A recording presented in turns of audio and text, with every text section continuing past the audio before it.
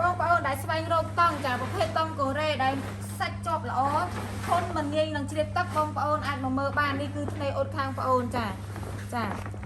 សម្រាប់ថ្នេរអ៊ុតគឺយើងដាក់ខ្សែបែបនេះចាអត់ងាយនឹងលបកដូចដែលដេដោយដៃទេប៉ុន្តែខាងប្អូនបងប្អូនចង់បានដេដោយដៃខាងខ្ញុំដេជួនអ៊ុតដាក់ខ្សែខាងខ្ញុំដាក់ខ្សែជួនហើយសម្រាប់ប្រភេទកវលខាង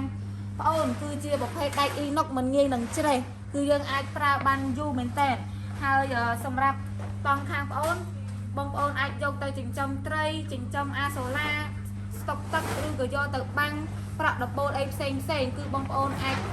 កំងបានគ្រប់តម្រូវការដែលបងប្អូនចង់បានចាខ្នាតប៉ុណ្ណាក៏មានជូនដែរហើយសម្រាប់នៅខាងក្រៅនោះគឺជាតង់ដែលខាងខ្ញុំកំពុងតែចាប់ដើមអ៊ុតជូនភ្ញៀវហើយទំហំ3 គុណនឹង10ចាចំនួន10ផ្ទាំងអញ្ចឹងបងប្អូនដែលចង់បានទំហំប៉ុណ្ណាបងប្អូនឆាតមកពិភាក្សាអំពីតម្លៃឬក៏ខ្នាតបងប្អូនដែលចង់បានជាមួយនឹងខាងប្អូនបានអញ្ចឹងស្រាប់ព័ត៌មានលម្អិតកាន់តែច្បាស់បងប្អូនអាចតាក់ទងតាម Telegram ឬឆាតចូល Page ចាសូមអរគុណ